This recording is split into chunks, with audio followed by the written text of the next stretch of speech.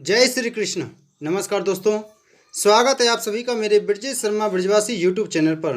दोस्तों, आज हम आपको इस वीडियो में पुत्र प्राप्ति के लिए शिवलिंग के बीजों का प्रयोग कैसे करें उसकी जानकारी दे रहे हैं। दोस्तों, शिवलिंग के बीज का प्रयोग करने से पुत्र की प्राप्ति होती है। जिनकी पहले से ही कन्या है वह शिवलिंग के बीज का पुत्र प्राप्ति के लिए प्रयोग करें।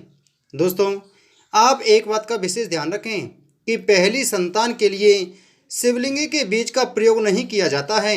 अगर ऐसा करते हैं तो इसके करने से गर्भ को हानि हो सकती है। तो इसलिए आप पहली संतान के लिए शिवलिंग के बीज का प्रयोग ना करें। दोस्तों, शिवलिंग के बीज आपको बाजार में आसानी से मिल जाएंगे।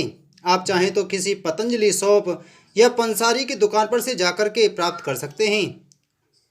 और आप इनको खरीदते समय इनकी पहचान इस प्रकार से करें कि इनकी बनावट होती है वह जिस प्रकार का शिवलिंग होता है उसी प्रकार की इनकी बनावट होती है। यानी शिवलिंग के आकार में ही आपको यह बीज दिखाई देंगे। आप इनको बाजार से लेकर के आएँ, इनके बीजों का आप प्रयोग करें।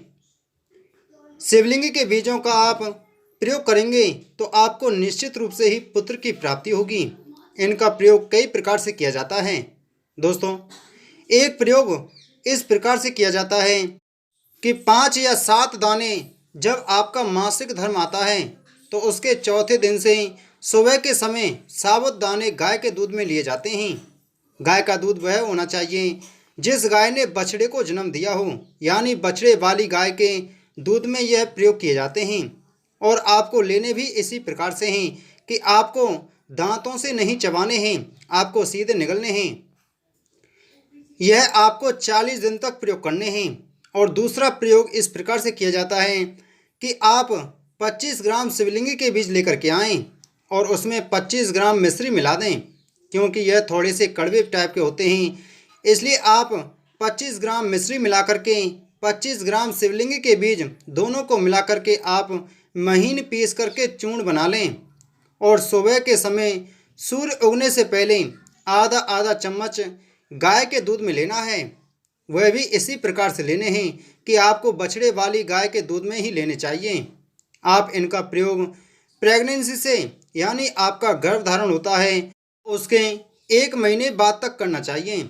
इस तरह से अगर आप शिवलिंग के बीजों का प्रयोग करेंगे तो निश्चित रूप से आपको पुत्र की प्राप्ति होगी।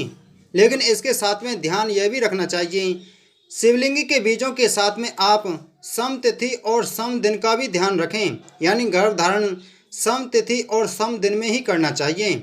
आप इनका प्रयोग करें और बीजों का प्रयोग करें सुबह और शाम दोनों। अगर पति के अंदर भी कोई प्रॉब्लम है तो पति पत्नी दोनों ही आधा आधा चम्मच सुबह और शाम इन बीजों का दूध के साथ में प्रयोग करें। दोस्तों, कई बार यह भी पूछा जाता है कि अगर बछड़े वाली गाय का दूध नहीं मिलता है तो यह बीज किस में ले सकते हैं। तो आपको एक बात बता दें कि आप पहले तो कोशिश यही करें कि आपको कहीं से बछड़े वाली गाय का दूध मिल जाए, क्योंकि गाय का दूध ही सर्वश्रेष्ठ होता है। अगर आपको दूध नहीं मिलता है तो आप गंगा जल का प्रयोग कर सकते हैं। लेकिन एक बात का ध्यान रखें कि गंगा जल आप दुकान से लेकर के ना आएँ, क्योंकि दुकानों पर ज़्यादातर गंगा जल की जगह पानी मिला होता है। गंगा जल सिर्फ वही होना चाहिए जो अपने हाथों से गंगा जी से आपने मंगाई हो, उसी गंगा जल का प्रयोग करें। दोस्तों, अगर आप इस तरह से प्रयोग करेंगे तो निश्चित रूप से आपको शिवलिंग के बीजों से पुत्र की प्राप्ति होगी। लेकिन आप इनका प्रयोग करते समय इस बात का भी ध्यान रखें कि जब आप इन बीजों को ले रहे हों तो आपके सामने या तो आपके हस्बैंड होने चाहिए। आप उनका मुख यानी चेहरा देख कर के लें। आपके सामने भगवान श्री कृष्ण के बाल रूप की फोटो होनी चाहिए। आप भगवान श्री बाल कृष्ण के रूप का चेहरा देखते हुए आप इनका प्रयोग करें।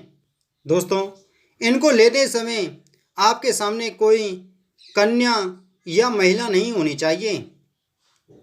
दोस्तों, इसके साथ ही अगर गर्भ धारण में भी प्रॉब्लम आ रही है तो आप इस चीज़ का लगातार 3 महीने तक प्रयोग करें तो निश्चित रूप से गर्भ धारण हो जाता है। लेकिन आपका गर्भ धारण हो गया है तो आप इस चीज़ का सिर्फ गर्भधारण से 1 महीने तक ही प्रयोग करें, इससे ज़्यादा इस चीज़ का प्रयोग ना करें दोस्तों। इसके साथ ही आप जब इनका प्रयोग करें तो आपको कम से कम 3-4 महीने तक गर्म चीज़ों का सेवन करना बंद कर देना चाहिए। तो दोस्तों उम्मीद है आपको हमारी वीडियो अच्छी लगी होगी, तो वीडियो को लाइक करें, वीडियो को ज़्यादा से ज़्यादा शेयर करें और चैनल को सब्सक्राइब करें। आप सभी को जय श्री राधे, जय श्री कृष्ण।